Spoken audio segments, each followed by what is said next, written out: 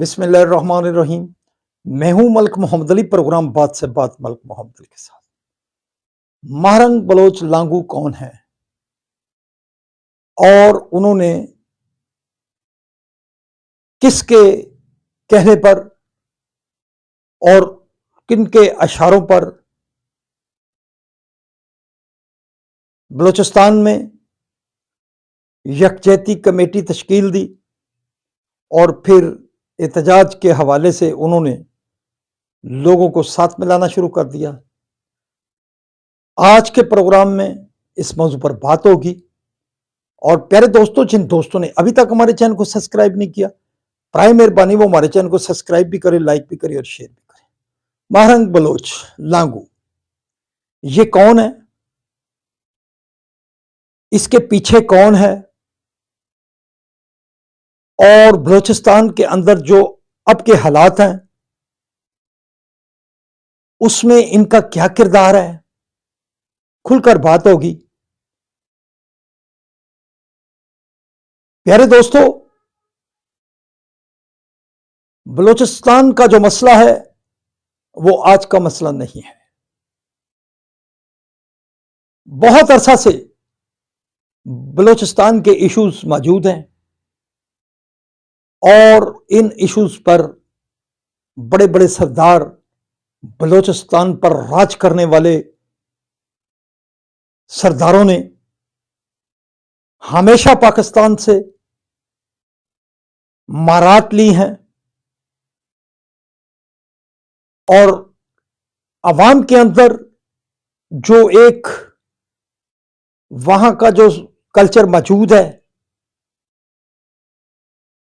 इतना बड़ा जरखेज और इतना बड़े मादनियात से भरा हुआ बलूचिस्तान और वहां इस तरह की भूख, इसके पीछे क्या अंसर था जो बलूचिस्तान को उस अंदाज से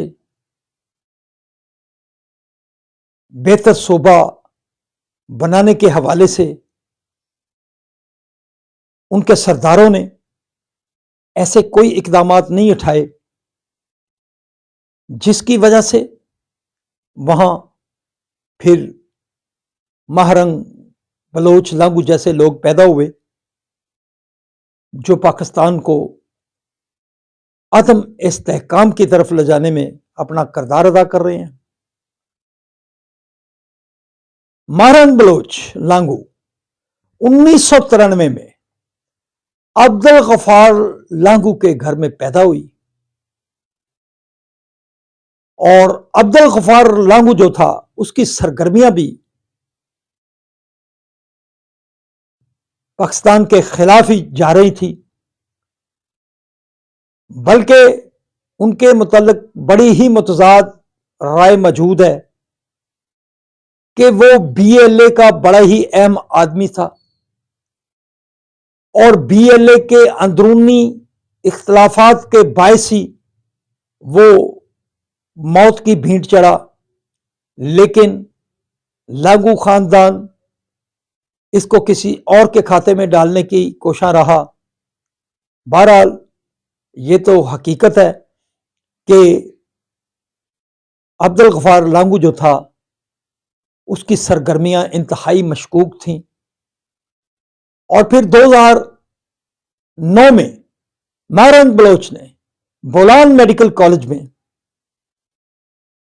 तलबा का एक अपना ग्रुप तश्कील दिया और फिर मुख्तलिफ सरगर्मियों में हिस्सा लेती रही और ख़ास तौर पर उन्होंने मिसिंग पर्सन्स के हवाले से एक बहाना बनाया और मिसिंग पर्सन्स के नाम पर उन्होंने अपने आप को नुमाया करना शुरू कर दिया।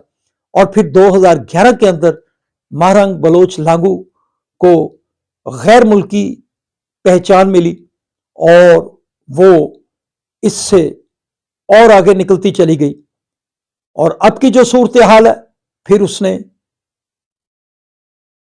यकजहती कमेटी तश्कील दी। बड़े सारे तलबा को, औरतों को और बलूचिस्तान के ऐसे मरहूम तबकात थे उनको साथ मिलाकर सड़कों पर एहतजाज का सिलसिला शुरू कर दिया। वो इस्लामाबाद भी आई। बहरहाल उनकी जो सरगर्मियां हैं वो कतन ऐसी नहीं जो पाकिस्तान के इस्तेहकाम का बहस बन रही हों। उनकी सरगर्मियां पाकिस्तान के मुखालफत में ही जा रही हैं और ख़ास तौर पर उनके जो डांडे हैं वो बराह रास्त हिंदुस्तान से मिलते हैं। हिंदुस्तान के साथ साथ अफगानिस्तान से भी बड़ी प्रोटेक्शन हो रही है और कुछ ऐसी वतन दुश्मन कुव्वतें जो पाकिस्तान की मुखालफत कुव्वतें हैं वो भी इन्हें बहुत बढ़ा चढ़ा कर पेश करती हैं। और गैर मुल्की मीडिया और ख़ास तौर पर इंडियन मीडिया और इसके साथ साथ वो पाकिस्तान के भगौड़े यूट्यूबर्स भी उन्हें बहुत बड़ा हीरो बनाकर पेश करते हैं। अगर मारून बलोच लांगू इतनी ही पाकिस्तान से मोहब्बत करती हैं तो वो उन अनासर की मुखालफत क्यों नहीं करती जो दिन दिहाड़े बलोची भाइयों का खून करते हैं, सिक्योरिटी फोर्सेस पर हमले करते हैं।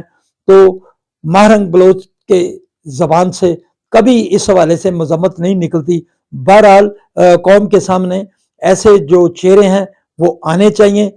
इन चेहरों के पीछे क्या है अब कोई ढकी छुपी बात नहीं रही। बहरहाल बलोचिस्तान के अवाम को, बलोचिस्तान की कौम को, बलोचिस्तान की बेटियों को, बलोचिस्तान के बेटों को, बलोचिस्तान के तलबा व तालबात को इनके असल चेहरों की तरफ देखना चाहिए। इनकी बातों से बाहर निकलकर पाकिस्तान से मोहब्बत, पाकिस्तान से प्यार मोहब्बत का एक ऐसा सिलसिला शुरू करना चाहिए और हुकूमत वक्त भी और जो भी स्टेक होल्डर है वो ऐसे बलोची भाइयों को अपने सीने से लगाएं, उनकी गुर्बत के खात्मे के लिए इकदाम उठाएं ताकि जो ग्वादर बंदरगाह के सम्राट हैं वो हासिल कर सकें। और महरंग बलोच की तहरीक का जो लुबे लुबाब है वो यही है कि वहाँ ग्वादर का जो सी पैक है वो बड़ी सारी कुव्वतों को हजम नहीं हो रहा, जिसकी वजह से वो इन कुव्वतों को सपोर्ट करते हैं। सलाम पाकिस्तान, सलाम ओवरसीज, अल्लाह हाफिज।